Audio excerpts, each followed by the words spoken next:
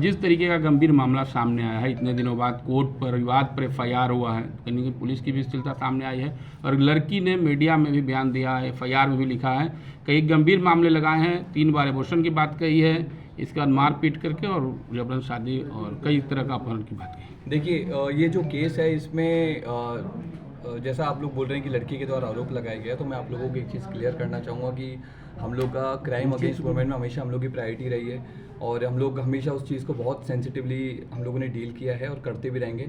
रही बात इस मैटर की, तो इस मैटर में लड़की अभी तक एक बार भी थाने पे नहीं आई थी। लास्ट ईयर सेम कंपनी के सेम ब्रांच में, बखरी स्थित जो ब्रांच है, उसमें रेड किया गया था। रेड करने पे 7 लोगों की गिरफ्तारी की थी। उस टाइम पे भी लड़की कहीं सामने नहीं आई थी।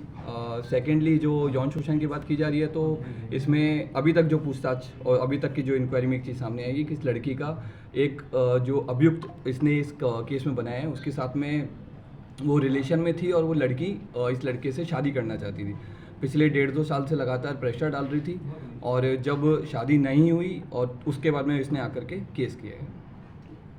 आज जब सुबह में पुलिस वहाँ पहुंची तो क्या कंपनी ने अपना नाम चेंज करके दूसरे नाम से फिर उस कंपनी को शुरू कर दिया? नहीं, जो तो कंपनी रजिस्टर्ड है DBR। क्या इसका नेटवर्किंग कहाँ कहाँ चलता है, चूँकि झारखंड और बंगाल के लड़के भी आज बिल्कुल, इसमें झारखंड, बंगाल और ये सिर्फ बिहार में नहीं है, ये कंपनी बाकी स्टेट्स में भी है, पंजाब तक और साउथ में भी इस कंपनी की कई सारी ब्रांचेज हैं और कई बार ये डायरेक्ट सेलिंग में खुद से करती है या फिर कई बार अपनी फ्रेंचाइज भी दे देती है। जैसे कई सारी डायरेक्ट सेलिंग कंपनीज हैं जो इंडिया में ऑपरेट करती हैं, उन्हीं में से एक कंपनी। ट्रेनिंग में फ्रॉड कॉलिंग के बारे में बताया, जो डायरी हम लोगों ने भी देखा, उसमें बताया जाता है किस तरीके से बेरोजगार को खोजना है और टारगेट करना, और तिलक प्रताप पर सीधा आरोप है।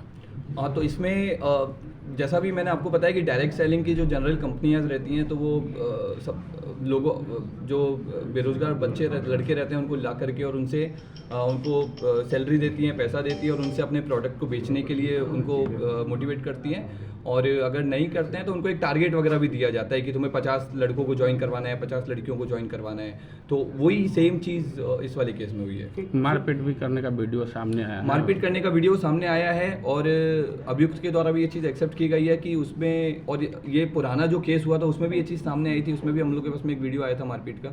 उसमें ये लोग लड़के लड़कियां जो इनके हायरार्की में जो इनके सीनियर रहते हैं, वो जूनियर्स को अपना जब टारगेट पूरा नहीं करते हैं तो ये लोग उनके साथ मारपीट करते हैं। तो उस चीज़ को हम लोग बहुत गंभीर तरीके से ले रहे हैं और उसकी हम लोग जांच कर रहे हैं। मालिक कौन है, कहाँ का भी मिला था, क्या हथियार भी बरामद हुआ है?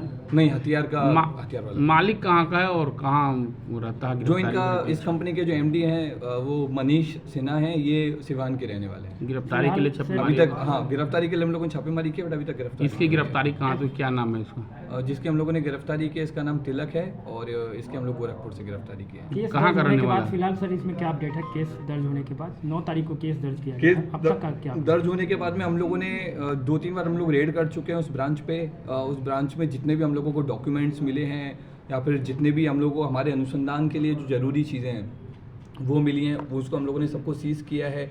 जितने भी वहाँ पे लड़के थे, 70-80 लड़के अभी हमको मिले हैं उस ब्रांच में, हम लोगों ने ऑलमोस्ट सभी का स्टेटमेंट लिया है। लड़की का हम लोगों ने स्टेटमेंट लिया है और एक अभियुक्त की हम लोग के द्वारा गिरफ्तारी की गई है। एक चीज़ सर सामने है कि जिस तरीके से रेड होता है, पूर्व के बरसों में भी हुआ, कार्रवाई भी हुई और रेड हुई, लेकिन पीड़ित चूंकि मतलब अनमैरिड लड़कियाँ रहती है या सामने नहीं आते हैं, तो पुलिस अपने स्तर से कहीं ना कहीं स्थिरता तो बरत देती है। क्या लग रहा है? नहीं, ऐसा बिल्कुल नहीं है। लास्ट ईयर जब इसमें FIR हुआ था, जो व्यक्ति एक ओमकार नाथ पांडे नामक जो विक्टिम थे वो आए थे सामने, उस दौरान भी हम लोगों ने बहुत लोगों से पूछताछ की, बट उस टाइम पे भी कहीं इस तरह का कंप्लेन नहीं आया, ना ही इस लड़की के द्वारा इस तरह का कोई हमें बताया गया। पुलिस के अनुसंधान में कुछ नहीं पता चला? नहीं, पुलिस के अनुसंधान में इस लड़की ने कभी ऐसा नहीं बताया। जबकि लड़की ने दूसरा कुछ तो उस बार भी बरामद हुए थे। हाँ, बट यौन शोषण का उस टाइम पे भी नहीं आया था। और मैं आपको एक और चीज़ बताना चाहूँगा कि सेम चीज़ हम लोगों ने सदर थाने में भी लास्ट ईयर एक दूसरी कंपनी जो इसी तरह से डायरेक्ट सेलिंग के बिजनेस में लगी हुई है, उस पर भी हम लोगों ने 2-3 बार रेड किया है और FIR की है, क्योंकि उस टाइम पे भी लड़कियां आई थी सामने, बट कहीं यौन शोषण का बात नहीं है। तो जो ये चीज़ बात उठ रही है शिथिलता वाली, तो मैं आपको ये चीज़ बहुत कॉन्फिडेंस के साथ बोलना चाहूँगा कि हम लोग लगातार इस तरह के मैटर्स पे बहुत सीरियसली लेकर के कार्रवाई करते रहे हैं। SIT का गठन किया गया? SIT का इसमें गठन किया गया है SDPO टाउन 2 के नेतृत्व। अभी तक के इन्वेस्टिगेशन में, बाकी इन्वेस्टिगेशन जारी है। जांच चल, उस बिंदु पर भी तो जांच की। बिल्कुल, उसमें सर इस नेक्सस में कितनी लड़कियां फंसी हुई हैं लगभग? इसमें सिर्फ लड़कियां नहीं हैं, लड़के भी हैं और ये कहना मुश्किल है नंबर का, क्योंकि इसमें लाखों